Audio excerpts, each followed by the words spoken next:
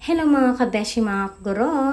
Tara, samahan niyo ulit po kami sa aming lakad. Nauubusan na kasi ng gatas at diaper si baby, kaya mamimili muna ulit kami. Ito yung literal na masakit sa bulsa. Di ba rin kami nang maubusan ng pagkain, wag lang si baby. Ay, magwawala si baby, sigurado yun. Pero bilang ina, napakasarap sa pakiramdam kapag nabibili mo yung mga pangangailangan ng iyong pamilya, hindi po ba? Kahit wala ka nang mabili sa iyong sarili, basta para sa mga anak mo, kompleto yung mga gamit at kailangan nila.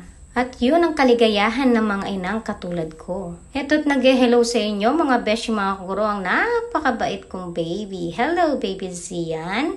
Tara na't mamili ng iyong mga kailangan. Aray ko po. Ayan, isang halik mo lang okay na. Heto't naglalaro pa rin si Kuya Zach. Kasama nga namin ang aming pamangkin na si Janjan.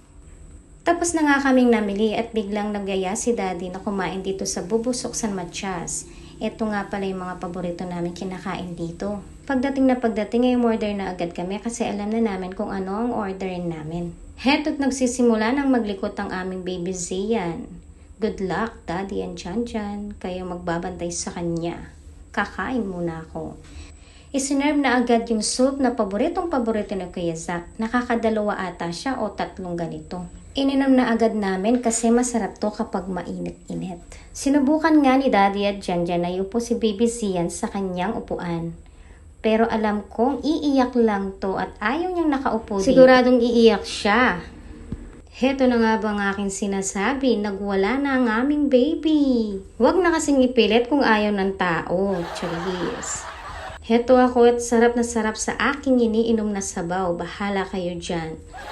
Medyo natagalan nga ang aming order. Hindi lang halata sa akin na gutom na ako. At tingin ako ng tingin kay ate kung meron na bang isa-serve sa aming table. Ayan, patawa-tawa pero gutom na gutom si madam. Mabubusog na ata ako dito sa aking sabaw. Charis. Heto't hindi na mapakali ang aming baby at gusto na niyang umakyat sa lamesa. So ayan, gustong-gusto din ni Baby Zia ng sabaw nila dito.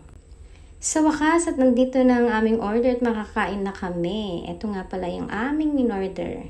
Tara mga kabeshi, mga kaguro, tayo kumain. Ganito pala kumain si Daddy, laging kasama si Baby Zian sa kanyang tabi. Hindi na nga talaga namin siya mapilit na umupo sa kanyang upuan na high chair. Umiiyak lang siya at nagwawala. So gusto niya ganito lang, nakakandong kay Daddy niya. Ala, nagpapakyut pa ang bata. Heto namang si Kuya Zach, kayang-kaya na niyang kumain mag-Zach, kaya hindi na namin siya pinoproblema kapag kumakain kami. Tingnan naman si Baby Zian, napaka-behave na nakaupo at kumakain. Hayan. At dumating na nga ang aming dessert na napakasarap. Ito yung paborito ni Zian dito. At ako rin, ito lang ang aking gustong kinakain dito na dessert. Thank you for watching mga kabeshi, mga kaguro. See you in our next vlog.